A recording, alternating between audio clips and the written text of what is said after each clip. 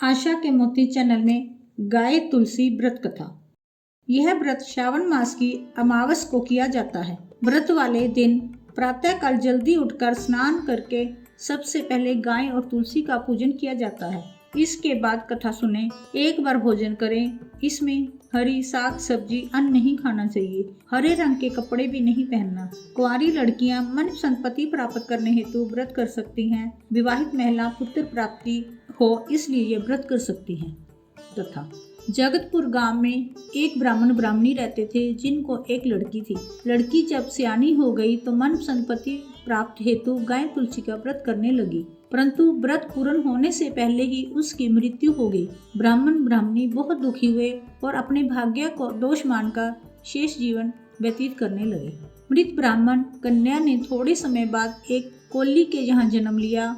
यहाँ उसका नाम चंदा रखा गया। पूर्व जन्म से भी अधिक खूबसूरत दिखती थी।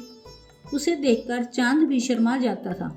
चंदा धीरे धीरे बड़ी होने लगी। देखते ही देखते वह मासिक धर्म होने लगी। माँ बाप को चंदा के लगन की चिंता सताने लगी। लड़की बड़ी होने पर माँ बाप की चिंता होना स्वाभाविक है। एक समय राजा का कुंवर शिकार खेलता हुआ चंदा की झोंपड़ी के पास पहुंचा। उसने चंदा को वहां खड़ा हुआ देखा और चंदा के रूप पर मोहित होकर उससे लगन करने की इच्छा की। यह सुनकर चंदा थोड़ी देर शर्मा गई। शर्माते हुए कहने लगी, कुंवर जी, हम तो छोटी जात के हैं। हमारी कोल्ली की जात है, हम महल में शोभा नहीं देगी। कुंवर ने चंदा की बात नहीं मानी। कुंवर ने चंदा के साथ गंधर्व विवाह किया और उसको अपने महल ले गया। खूबसूरत चंदा को लेकर जब कुंवर महल में पहुंचा तो माँ बाप चंदा को देखकर प्रसन्न हुए। कुछ समय बाद कुंवर को राजगद्दी सौंप कर माँ बाप दोनों तपस्या करने जंगल में चले गए। एक दिन राजा चंदा को लेकर मृग का शिकार करने को निकला। जंगल में खूब आनंद लिया, मस्ती की। इतने में चंदा रानी को प्यास लगी। सरोवर के पास गई। वहां चंदा ने देखा कि कई स्त्रियां गाय तुलसी का व्रत कर रही हैं। यह देख चंदा को अजीब लगा। उसने जब स्त्रियों से पूछा, उन्होंने बताया कि व्रत संतान प्राप्ति हेतु किया जाता है। चंदा ने भी पुत्र की इच्छा करने का निश्चय किया। राजा से बात कही। राजा ने खुश होकर आज्ञा दे दी। श्रावण मास आने पर सहेलियों के साथ गाय तुलसी का व्रत करने लगी। भक्ति पूर्वक व्रत करती, गाय तुलसी की पूजा करती, गाय को घास डालती, तुलसी के क्यारे में दिया जलाती, सादा भोजन एक समय करती। इस प्रकार रानी व्रत करती। व्रत के प्रताप से गर्भवती हुई। सुनकर राजा प्रसन्न हुए और प्रभु का यश मानने लगे। राजा की अन्य रानियों को यह अच्छा नहीं लगा और वे ईर्ष्या से जल भुनकर राख हो गई। 7वां मास पूरा होने पर राज्य की तरफ से चंदा रानी ने पिता को निमंत्रण भेजा, जिससे पिता तुरंत राजमहल में आ पहुंचा। देखकर रानियां हंसने लगी, लेकिन चंदा रानी ने फिर भी उनकी तरफ ध्यान नहीं दिया। होम हवन कराए, हाथ में राखी बंधवाई, परंतु राजकुल की रीत के अनुसार रानी को राखी बांधे बिना नहीं चलता था। इसलिए दासियों ने 4 रास्ते की मिट्टी, हनुमान जी की मोली, लोहे की कील, काले रंग का ऊन और कपड़े का टुकड़ा मिलाकर रानी को राखी बांधी और खोला भरा। यह देख अन्य रानियां बोली, कोल्ली की छोकरी को खोला क्या और ओला क्या।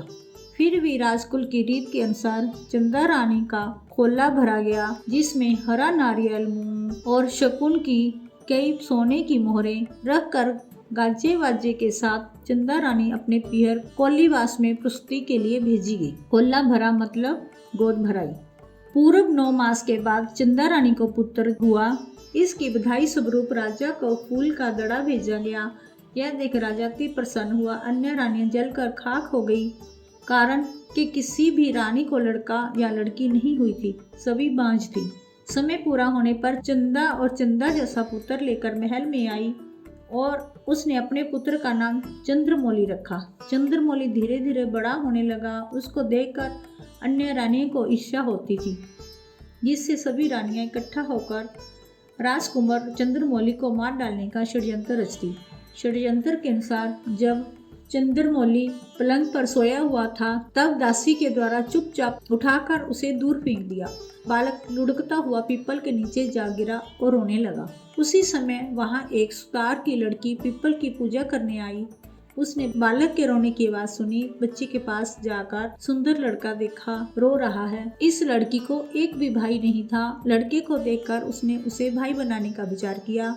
उसने लड़के को उठा लिया, परंतु किसी को पूछे बिना किसी का लड़का कैसे ले जाए। लड़की विचार करने लगी। इतने में सामने से एक गाय आई। लड़की ने गाय से पूछा, गाय माता, यह भाई किसका है? गाय कहने लगी, जो खिलावे प्यार करे उसका। तब लड़की बोली, मैं इसको खिलाऊंगी और प्यार भी करूंगी। गाय बोली, ठीक है, फिर तू इसे ले जा और यह तेरा भाई है। राजकुमार का भी रोना बंद हो गया। लड़की के साथ हंसने खेलने लगा। लड़की भाई को लेकर घर आ गई। अपने माता पिता को सारी बात बता दी। माता पिता उसकी बात सुन प्रसन्न हुए। गाय माता ने उसे भाई दिया, यह मानकर राजकुमार को अपने पास रख लिया। राजकुमार अब खुद थोड़ा थोड़ा बोलना सीख गया था। वह काका बाबा बोलने लगा था। एक दिन उसने सुतार से कहा, बाबा मैंने एक घोड़ा बना दो। सुतार ने एक लकड़ी का घोड़ा बना के दे दिया। लकड़ी के घोड़े को लेकर जब नदी के किनारे गया तो घोड़े को नदी का पानी दिखाकर कहने लगा, घोड़े घोड़े पानी पी लो। यह सुनकर वहां पानी भरने आई राजमहल से दासियां हंसने लगी। उसी में से एक दासी दूसरी दासी से कहने लगी, देख ये तो सुतार का लड़का लकड़ी के घोड़े को पानी पिलाने निकला है, कितना गंवार है। राजकुमार यह सुनकर गुस्से में आ गया और वहां पड़ा हुआ पत्थर उठाकर दासी पर फेंक दिया। दासी का सिर फूट गया और वह घबरा गई। राजकुमार को उठाकर महल ले गई। दासियों ने चंदा रानी को सभी बात बताई। इससे वह लड़के पर खूब गुस्सा हुई। लड़के ने रानी को, रानी ने लड़के को देखा। दोनों की अरस परस मिलते ही एक चमत्कार हुआ।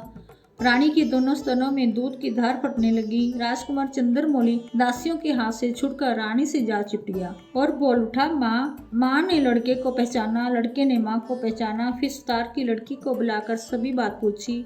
तब मालूम हुआ रानियों ने कुंवर को फेंक दिया था, जिससे राजा रानियों पर गुस्सा हुआ और मृत्यु दंड की सजा देने को तैयार हुआ।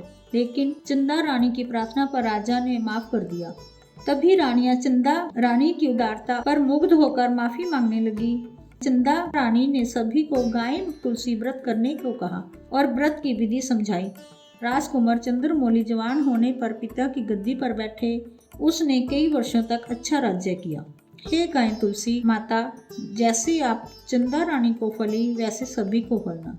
जय गाय माता, जय तुलसी माता।